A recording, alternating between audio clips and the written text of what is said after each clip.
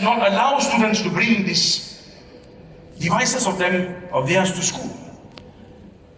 We will be pretending then that they do not have access to devices. It will be a misconception on our part to say that if we do not allow them to bring devices to schools, then they are safe and protected from the harms that these devices can bring. We need to encourage a new thinking. How do we be open with the students? How do we tell them that it's okay for you to have a smart device, but you need to know how to use it responsibly. You need to understand how powerful it is.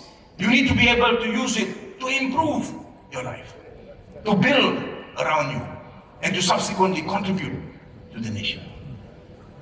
There is a need for us to shift the way we think. Government services. The Prime Minister has given me a task to digitalize the entire government. It will take time, but we are certainly moving along. The setting up of GovTech, ladies and gentlemen, hugely reliant on AI. So we come back to what it is I said before. The conversations need to start somewhere. We build infrastructure, we assure you that this infrastructure is secure. We ask you to come on board. We ask you to invest in our country. We give you this promise of us being leaders in technology moving ahead. All that will not materialize unless there is sufficient talent among our people and interest that develops in them so that they themselves adopt technology. They themselves are brave enough to take steps to test what new technology exists. We must start those conversations. We must understand where things are moving. We need to sit, have a team that discusses this with the academia, with the industry, businesses, government, all Malaysians and our friends in the region and globally. We need that unit to start telling us how it is we need to move ahead. Technology will develop fast.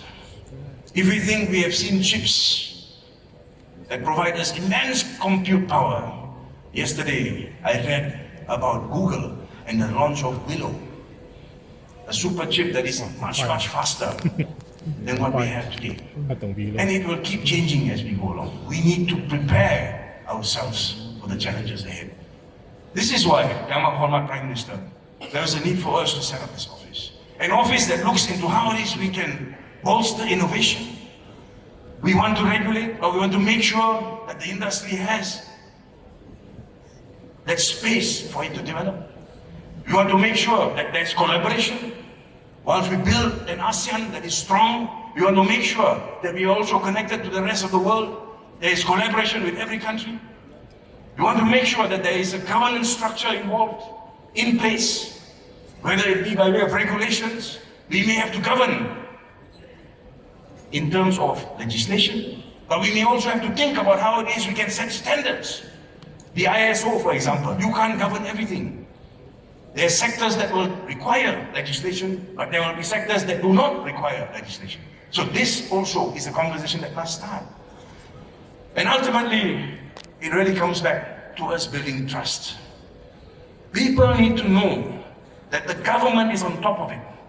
They are on top of things. They understand the benefits that technology brings, the risks that flow along at the same time, and how it is we as government need to balance it so that we can benefit from technology without sacrificing humanity. Ladies and gentlemen, it's a long conversation that will move ahead. And at the end of the day, I think it is for us to make it happen. I must thank the Prime Minister for entrusting me with the Ministry of Digital. It's been a long year, but from scratch, I would say. Some people describe it as a startup ministry. Well, it is a startup ministry. But a startup ministry that has the backing of Dr. Sri Anwar Ibrahim will always succeed. And I must say, there were times when it was very difficult, and I remember reaching out to him, and immediately, things were done. I must thank you, Prime Minister, for giving me that support.